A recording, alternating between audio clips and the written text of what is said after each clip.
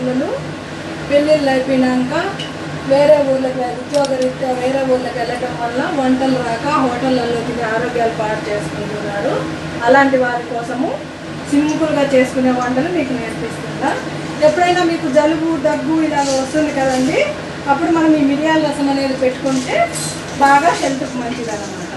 మనం ఏం చేయాలి, దానికి ఫస్ట్ కింద స్టవ్ మంటేసుకొని పెనం పెట్టుకోవాలన్నమాట. స్టవ్ మంటేసి పెనం పెట్టి 2 స్పూన్ల ఆయిల్ వేసేసి దాంట్లో తిరవాత గింజలు వేసుకొని ఆవాలు, శనగబ్యాళ్ళు, ఉద్దిపాయలు, పోపు దినుసులు అన్నమాట వేసుకున్నాక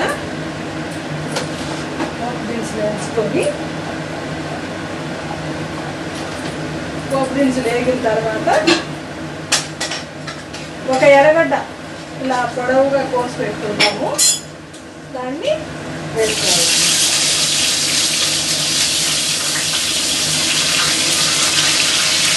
అప్పుడు కాలంలో అంటే పెద్దవాళ్ళు ఉండేవాళ్ళు, వంటలు రాకుండా పెళ్ళిళ్ళు చేసుకున్న తర్వాత పెద్దవాళ్ళ దగ్గర పిల్లలు వంటలు నేర్చుకొని తర్వాత వంటలు చేసుకునేవాళ్ళు. ఇప్పుడు అందరూ చదువుకున్న పిల్లలు కాబట్టి ఉద్యోగరీత్యా బిజీ కాబట్టి చదువు అయిపోతానే ఉద్యోగాలు పెళ్ళిళ్ళు కాబట్టి వంటలు సరిగా తెలియని పిల్లలు ఇలా చిన్న చిన్న వంటలు ఇంట్లో చేసుకోవచ్చు అన్నమాట. ఈ మిరియాల రసానికి ఈ ఎర్రగడ్డ వేగే కలిపి మిరియాలు, అలాగే కొంచెము జీలకర్ర, కొన్ని ధనియాలు, పచ్చివే, మెంతులు కొన్నే వేసుకోవాలి, చేదు వస్తుంది. పిల్లలు మీకు తెలియదు కాబట్టి చెప్తున్నాను. ఈ మిరపకాయలు మీ టేస్ట్ని బట్టండి, కారం ఎక్కువ తినేవాళ్ళు ఉంటారు, తక్కువ తినేవాళ్ళు ఉంటారు. దాన్ని బట్టి మీరు ఈ మిరపకాయలు అనేవి వేసుకోవచ్చు అన్నమాట.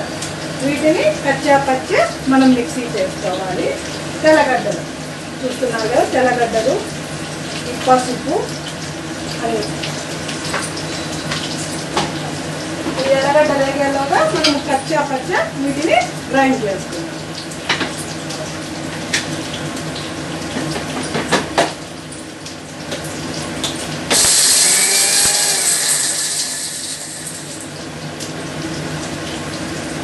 ఇలా పచ్చ గ్రైండ్ చేసుకున్నాం అన్నమాట.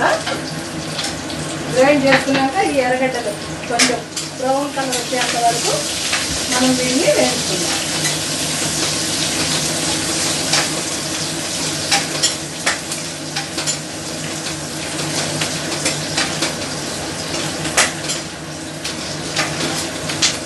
స్టవ్ మంట అయితే మాత్రం మర్చిపోకండి. ఈ కాలం పిల్లలకి స్టవ్ మంట వేయాలని కూడా తెలియదు.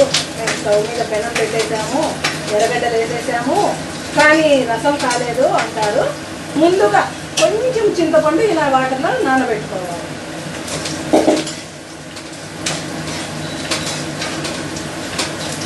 ఇలా దోరగా బాగా వేగిన తర్వాత ఒక టమోటా కోసి పెట్టుకోండి, కొంచెం కొత్తిమీర కడిగి పెట్టుకోండి, కరివేపాకు కొంచెము కడిగి పెట్టుకోండి. పచ్చి కరివేపాకు అయితే చాలా బాగుంటుంది అన్నమాట. పచ్చి కరివేపాకు లేకపోతే వెండి కరివేపాకు అయినా వేసుకోవచ్చు, కానీ పచ్చి కరివేపాకు అయితే బాగుంటుంది అన్నమాట. ఇలాగ దోరగా ఎర్రగడ్డ ఆయిల్ ఎక్కువ వేయకూడదు రసానికి, కొంచెంగా వేయండి ఆయిల్. ఈ జలుబు చేసి జ్వరం వచ్చినప్పుడు, దగ్గు వచ్చినప్పుడు ఈ రసంతో అన్నం తింటే చాలా వరకు బాగా రిలీఫ్గా ఉంటుంది. అలాగని మెత్తు వేసుకోవాలండి. మెత్తు వేసుకోకుండా మేము రసం తిన్నాము తగ్గింది కదా అంటే తగ్గదు. ఇప్పుడు కొంచెం ఇంగువ కూడా వేసుకోవాలి. ఇంగువ కొంచెము వేసుకోవాలి.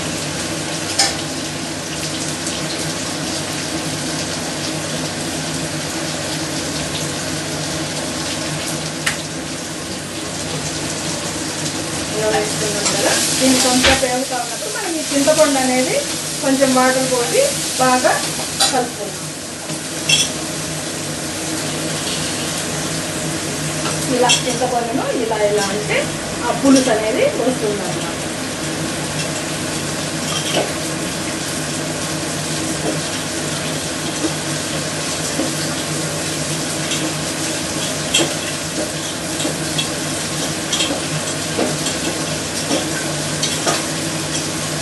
ఈ పులుసును ఇలా చెయ్యిలా అడ్డం పెట్టేసి ఇలా వేసుకుంటే మిగిలిన చింతపండు అనేది మన చేతిలో పడిపోతుంది, పులుసు మాత్రము ఈ పెనంలో పడుతుంది. ఇప్పుడు మనం కొంచెం వాటర్ వేసుకోవాలి. ఈ వాటర్ వేసుకునేలాగా ఈ కరిగి పెట్టుకున్న కరివేపాకు, కొత్తిమీర, పచ్చా కొట్టుకున్న ఇది ఉంది కదండి, ధనియాలు, మిరియాలు, జీలకర్ర, 2 మిర్చి, కొంచెం మెంతులు, ఇదంతా తెల్లగడ్డ, పసుపు, ఇదంతా పొడి దీంట్లో వేసేసుకుంటాం. వేసేసుకున్నాం కదండి. ఇప్పుడు ఇలా కలబెట్టుకున్నాం. ఇలా కలబెట్టుకున్న తర్వాత ఉప్పు వేసుకున్నాం.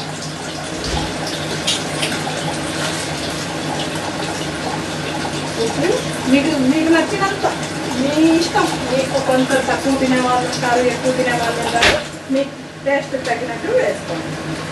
ఇప్పుడు ఈ వాటర్ పట్టుకున్నాం కదా, దీన్ని ఇలా వేసేసి అంతే. జలుబుకు కానీ దగ్గుకు కానీ మనకు మిరియాల రసం అనేది రెడీ. దీన్ని కొంతసేపు గురుగు వచ్చేంత వరకు మూత పెట్టేసి కాగనిస్తాం.